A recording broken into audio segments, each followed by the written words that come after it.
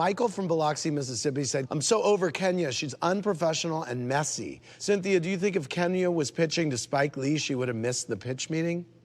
Well, honey, Spike Lee, Cynthia Bailey, hell no, I'll answer that. Hey, it's my question. Absolutely not. And I think she would have been there 30 minutes early. Yes, honey, with bells on, honey. Why didn't you show for the meeting? That was the day that they put my steel beam in my home in the wrong direction on the wrong wall. I did call Cynthia because I did have actually 2 ideas for her. You get to Jamaica, you're having that conversation. Cynthia's still kind of trying to get you two to work together. You really went after her. You got in her personal space. After everything that we discussed after the incident with Porsha relating to getting in someone's space and provoking someone, it seemed like a similar situation to me. I don't agree with the fact that the similarity in me getting into her space. But what I did do is I recognized that I was out of line for doing that, and I apologized to Kim because it's no question I was wrong. Kim, I do apologize for moving your seat out. I think it was out of line. Great. Andy, it's funny because I also apologized as well.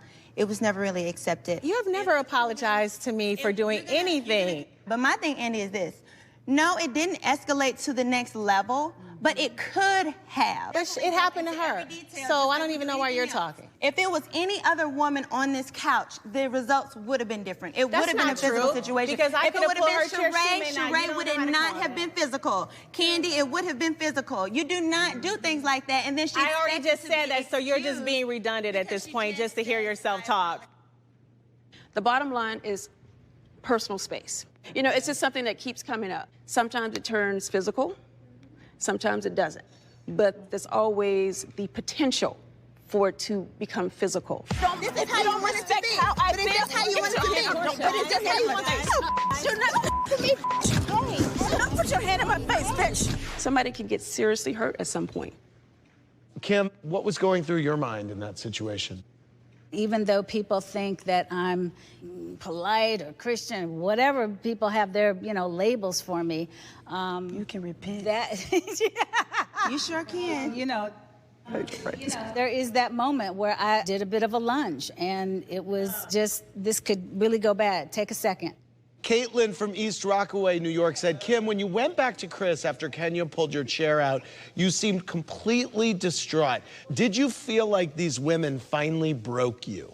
No. I'm so grateful that I'm married to somebody that understands how to soothe his wife when she is, on 12 and having been pushed. And I felt like I had taken quite a bit before, Everyone has a breaking point. They may be the most quiet, the most shy. I'm talking, they may be the most quiet, the most shy. You can't for a moment say you're talking when you always talk all over people. They will have a breaking point. What is wrong with you? You pushed her to a breaking point. You just happened not to get the reaction that you deserved, Kenya.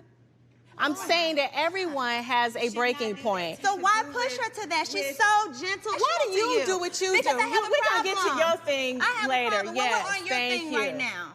Drive by. Charles from Augusta is wondering, Cynthia, why didn't you do or say anything to your BFF Kenya after she pulled Kim's chair out? First of all, I thought Kim handled herself well, to be honest. It was only after the chair situation when I felt like, okay, Kenya, don't do that. You're doing too much. And I expressed that to her on camera and off camera. Kenya, we got a lot of tweets and questions saying it seems like you're jealous of Kim. Listen, I'm not going to take anything away from the fact that she was a child star. She's also continued working since she was in the 90s, she sure did. You were Miss USA in the 90s. Let me finish. Okay. Look at Andy got to get a read over there. Yeah, right. I have a career that spans over 30 years myself. I can pay my bills. I don't have tax liens. I don't have foreclosures. Kenya, you wrote in your blog, you said, when Kim went to the room and ranted to her equally delusional husband, she stated, I'm Kim Fields. I think that says it all about what she thinks of herself. Who does she think she is? Oh, that's right, Kim Fields. Womp, womp. What's wrong with her saying that. Girl, you better be proud of yourself. When a person speaks in third person and they speak down on the group, which she did, it wasn't just me, it was us as a group. If you're walking around saying you're Gone with the Wind fabulous, isn't that your own declaration of... Let's be clear. being- Those are roll two back totally and different when you just things. said a little while ago, I am the star of this show. I said a star. No, I you didn't said say the star. Well, if I did or didn't, that's... It's not arrogance when your resume adds up. And baby, your resume adds up. I don't just walk around all day, oh, I'm Kim Fields. F you. What? That's foolishness. What? Coming up, What is your point now? I am making it. But when I say something. What you gonna do? Kenya, you were saying how offended you were that she said, I'm Kim Fields. I wasn't personally offended. I just said that it speaks to the arrogance that I have seen. Well, let me say, I felt like when I saw Kim do it, I did feel like that was a cocky moment. But I enjoyed seeing her boss up at one point because she is normally so humble, so calm. And I wanted to see her just boss up on somebody sometimes. She bossed up today. Yeah. She's bossed up so today. when she was like, I'm Kim Fields, I was like, well, all right, Kim Fields. You got to let them know sometimes. I enjoyed it. You have to let them know sometimes. Don't sun me, you know. What did you say? I'm at the grown folks table, honey. You know?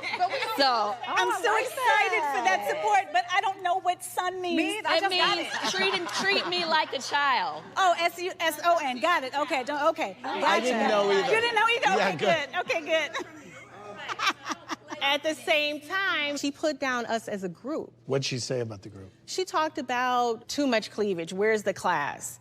Her husband and her having conversations about me, belittling me, or taking digs at me. Again, this is what I've been watching. You don't get to keep interrupting people. Oh my God, yes I do, because I'm talking this time. And so what if you happens when want, if you other don't people want are to talk, talking? then don't talk. What happens when I'm other not people your are talking? child. Oh, but your you are children a child. are at home. But you are don't a child. Don't talk to me like So that. when people don't are talk to me talking- like your child.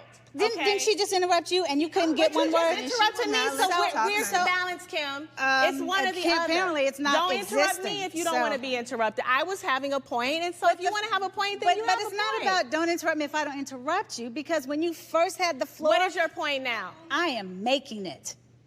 Okay, and we are bored, so I please am- get to the point. No, I'd like to hear it. Thank you. But when I say something. I would say, really? What you gonna do? I'm saying something. How about that something, Kim?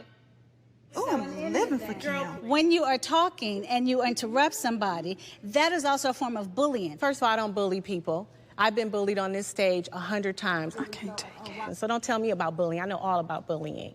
Oh my God.